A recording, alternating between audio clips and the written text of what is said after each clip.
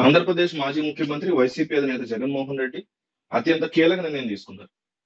YCP ఓటమి తర్వాత election లో వాళ్ళు ఓడిపోయినటువంటి సిచ్యువేషన్ తర్వాత ఇదే ఒక బిగ్గెస్ట్ నిర్ణయం కింద చెప్పుకోవచ్చు.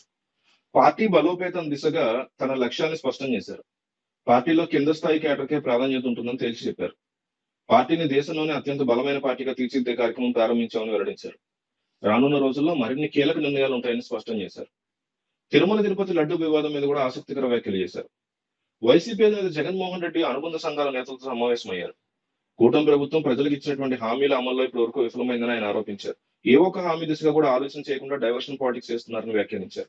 దేవుడికి ఆగ్రహం తెప్పించే విధంగా వారి పాలన సాగుతోందని మండిపడ్డారు. 4 నెలల్లోనే చంద్రబాబు ప్రభుత్వం మీద ప్రజా వ్యతిరేకత వచ్చిందని జగన్మోహన్ రెడ్డి చెప్పుకొచ్చారు. రైతులకు ఇచ్చినటువంటి హామీలు అమలు చేయట్లేదన్నారు. అన్ని అంశాల్లోనూ పాలన కుప్పకూలిందని జగన్ పేర్కొన్నారు. రాష్ట్రంలో రెడ్ బుక్ పాలన సాగుతోందని, తప్పుడు కేసులు పెడుతున్నారని ఆరోపించారు. లా అండ్ ఆర్డర్ ఎక్కడ కనిపించట్లేదన్నారు. పారదర్శకతే లేదన్నారు. విజయవాడ వరద బాధితులకు సాయం అందట్లేదని విమర్శించారు. ప్రజలను డైవర్ట్ చేయడానికి కొత్త టాపిక్స్ తెర మీద తీసుకొస్తున్నారని చెప్పారు. పార్టీలో కష్టపడి పనిచేసే వారికి ప్రాధాన్యత ఉంటుందని జగన్ వెల్లడించారు. తాను కేవలం పార్టీలో అందరికీ ప్రతినిధిని మాత్రమే అని స్పష్టం చేశారు. పార్టీ కోసం కష్టపడే వారికి, ఆ ప్రక్రియలో నష్టపోయిన వారికి అండగా ఉంటామని జగన్మోహన్ రెడ్డి హామీ ఇచ్చారు. వారికి మాత్రమే పార్టీలో అన్ని రకాల ప్రప్రదమైనటువంటి పోస్టులు కూడా దక్కేలా తాను చూస్తానని, ఇది తాను వారందరికీ ఇచ్చేటువంటి మాట అని కూడా జగన్మోహన్ రెడ్డి అన్నారు.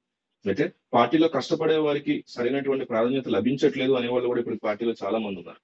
వాళ్ళందరూ ఏమంటారో చూడాలి. మరోపక్క ప్రపంచవ్యాప్తంగా ప్రసిద్ధి చెందిన తిరుమల శ్రీవారి లడ్డు తయారీ మీద నెలకొన్న వివాదంలో దేశ అత్యున్నత న్యాయస్థానం జోక్యం చేసుకోవడంతో రాష్ట్ర రాజకీయాల్లో కీలక పరిణామాలు చోటు చేసుకున్నాయి. లడ్డు తయారీ కోసం వినియోగించి నెయ్యి తయారీలో ఎలాంటి కల్తీ జరగలేదంటున్న వైఎస్ఆర్ కాంగ్రెస్ పార్టీ నాయకుల వాదనకి మరింత బలపడింది. కోట్లాది మంది హిందువుల ఆరాధ్య దైవం తిరుమల వెంకటేశ్వరం లడ్డు ప్రసాదం తయారీలో నెయ్యికి బదులుగా జంతువుల కొవ్వు, చేప నూనె వాడారంటూ ముఖ్యమంత్రి చంద్రబాబు చేసిన ఆరోపణలకు సంబంధించి ఎలాంటి సాక్ష్యాధారాలు లేవని సుప్రీంకోర్టు స్పష్టం చేసిన సంగతి తెలిసిందే. తిరుమల లడ్డు తయారీలో నెయ్యికి బదులుగా జంతువుల కొవ్వును వినియోగించి గత వైఎస్ఆర్ కాంగ్రెస్ పార్టీ ప్రభుత్వం అపవిత్రం చేసిందంటూ చంద్రబాబు ఆరోపణలు గుప్పించిన సంగతి తెలిసిందే. ఉప ముఖ్యమంత్రి పవన్ కళ్యాణ్, మంత్రి నారా లోకేష్, వై సత్యకుమార్ సహా పలువురు జనసేన, భారతీయ జనతా పార్టీ నాయకులు దీని మీద ఉద్యమం సృష్టించారు. పవన్ కళ్యాణ్ ఏకంగా ప్రాయశ్చిత దీక్షకు దిగారు. వైసీపీ ప్రభుత్వం చేసిన తప్పుకి తాను ప్రాయశ్చిత్తం చేసుకుంటానంటూ ఆయన దీక్ష చేపట్టారు. ఇందులో భాగంగా విజయవాడ కనకదుర్గమ్మ వారి గుడిమెట్లు సైతం శుభ్రపరిచారు. ఆయన యొక్క దీక్ష కూడా ముగిసింది. చంద్రబాబు చేసిన ఆరోపణలో వాస్తవాలు ఏంటనే దేశ ప్రజలు తెలియాలనే ఉద్దేశంతో బీజేపీ ఎంపీ సుబ్రహ్మణ్య స్వామి వేసిన పిటిషన్ సుప్రీంకోర్టు విచారణ చేపట్టింది. కల్తీ జరిగిందనడానికి ఎలాంటి సాక్ష్యాధారాలు లేవు అని తేల్చి చెప్పింది. చంద్రబాబును తప్పుపట్టింది.